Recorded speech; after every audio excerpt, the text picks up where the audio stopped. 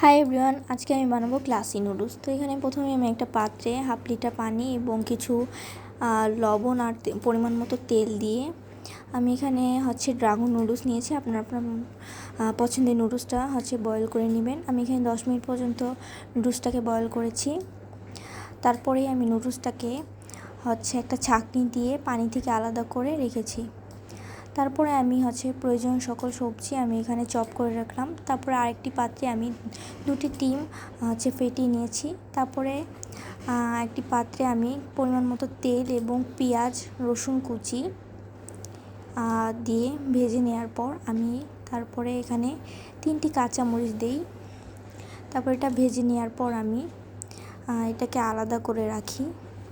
তারপরে ওই পাত্রে আমি এখানে আমি চিকেন স্টক নিয়েছি। আপনারা যে কোনো কোম্পানি নিতে পারেন। আমি এখানে ম্যাগি নুডলসে নিয়েছি।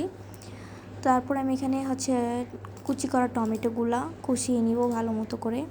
পরে যখন তেল ছেড়ে দিবে তার মধ্যেই আমি এখানে ডিম অ্যাড করে দিব। ডিমগুলো আপনারা খুবই ভালোভাবে ঝুরি করে ভেজে নেবেন। এখানে আমি খুবই নেড়ে চেড়ে ডিমগুলোকে আলাদা করে নিচ্ছি। তারপরে এখানে আমি সব কিছু পেঁয়াজের ইয়েগুলো অ্যাড করেছি। এখন ক্যাপসিকাম অ্যাড করতেছি। ক্যাপসিকাম দেওয়ার পরেই আমি এখানে নুডলসগুলো দিয়ে দিব। নুডলসগুলো আপনারা ভালো করে মিক্সড করে মশলাগুলো অ্যাড করে এখন আমি পরিবেশন করব। এখানে আমি একটি পাত্রে সুন্দরভাবে পরিবেশন করছি। তো খুবই ঝটপট এই নুডলসটা হয়ে যাবে। আপনারা যে কোনো সময় এটা বানিয়ে খেতে পারেন।